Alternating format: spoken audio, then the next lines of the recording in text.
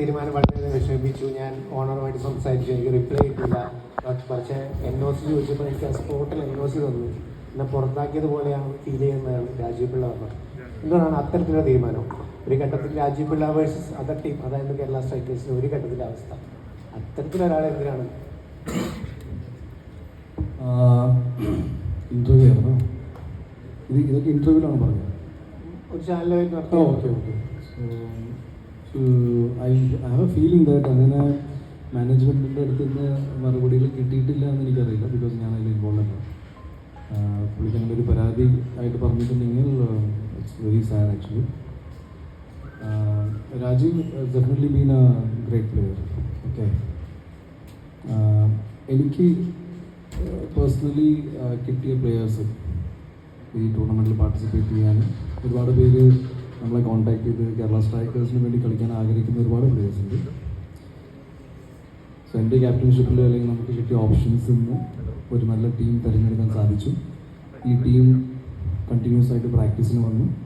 And അവരുടെ participation ഒരു 15ഓളം matches like this time it was even ഒരു നോർമൽ ക്രിക്കറ്റിംഗ് പ്രാക്ടീസ് അല്ലാതെ മാച്ച് പ്രാക്ടീസാണ് നമ്മൾ കൂടുതൽ പാർട്ടിസിപ്പേറ്റ് ചെയ്തത്. നിങ്ങൾ കണ്ടു കാണും, ഒരുപാട് കോർപ്പറേറ്റ് ടൂർണമെൻറ്റ്സും അങ്ങനെ ഈവൻ CCL പാർട്ടിസിപ്പേഷനൊക്കെ നമുക്ക് ഒരുപാട് ഗുണം ചെയ്തിട്ടുണ്ട്.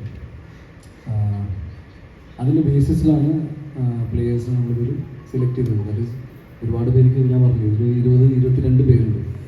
ഗ്രൗണ്ടിൽ ഇറങ്ങുന്നത് 11 പേരേ ഉള്ളൂ. അപ്പോൾ ഇതിൽ വേറൊരു നമ്മുടെ സൈഡിൽ നിന്ന് ഒരു പ്ലെയറിനെ മാറ്റി നിർത്താനോ അല്ലെങ്കിൽ ഇനി NOC കൊടുത്തിട്ട് രാജീവ് ആദ്യമായിട്ട്, ഐ തിങ്ക് രാജീവ് ഇതിന് മുന്നിൽ മുംബൈ ഹീറോസിന് വേണ്ടി കളിച്ചിട്ടുണ്ട്. So this is not the first time. അപ്പോൾ ആരെങ്കിലും അങ്ങനെ പുള്ളിനെ കുറ്റപ്പെടുത്തി സംസാരിച്ചിട്ടുണ്ടെങ്കിൽ I don't think it's fair. Because ഒരു പ്ലെയറിന് ഏത് ടീമിന് വേണ്ടി കളിക്കാനുള്ള ഫ്രീഡം ഉണ്ട്. ഒരു നാഷണൽ ടീമാണെന്നല്ല, ഇറ്റ്സ് എ ക്ലബ് ക്രിക്കറ്റ് സ്പേസിലാണ് പോകുന്നത്. So I think it's unfair if is going through anything like that. ഇപ്പോൾ ഞാനും കേരള സ്ട്രൈക്കേഴ്സിനെ സപ്പോർട്ട് ചെയ്യുന്ന എല്ലാ ഫാൻസിനോടും അല്ലെങ്കിൽ ക്രിക്കറ്റ് ഇഷ്ടപ്പെടുന്ന എല്ലാവരോടും പുള്ളിനെ ഒറ്റപ്പെടുത്തി സംസാരിക്കുന്നത് ശരിയല്ല എന്നാണ് എൻ്റെ വിശ്വാസം. At the same time Kerala strikers എന്നൊരു ടീമിനെ കുറിച്ച് പറയുകയാണെങ്കിൽ ഇതൊരു ക്രിക്കറ്റ് ഒരു ടീം സ്പോർട്ടാണ്. ക്രിക്കറ്റ് ഒരു ടീം സ്പോർട്ട് ആയതുകൊണ്ട് ഞാൻ personally at the same time ഈ ടീം ഏത് ക്രിക്കറ്റ് ഫോളോ ചെയ്യുന്ന ആൾക്കാർ നമ്മൾ റാങ്കിങ്ങും മറ്റു കാര്യങ്ങളൊക്കെ ഇറ്റ്സ് ഫെയർ ഇനഫ്. ബട്ട് എന്നെ സംബന്ധിച്ച് കേരള സ്ട്രൈക്കേഴ്സ് ഒരു മാച്ച് ജയിച്ചപ്പോൾ മദൻ മോഹന് ഞാൻ കൊടുക്കുന്ന അതേ വാല്യൂ ആണ് ഞാൻ പ്രചോദേട്ടൻ്റെ ആ സിംഗിളിനും കൊടുക്കുന്നത് as A captain. Because it's very important.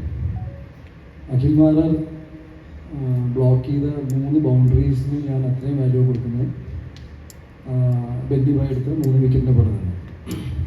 പിന്നെ കളക്റ്റീവ് സ്പേസ് എന്നെ സംബന്ധിച്ച് ടീം പെർഫോമൻസ് ആണ് എപ്പോഴും better. It is very encouraging for us as a team that ഞങ്ങളുടെ ടീമിൽ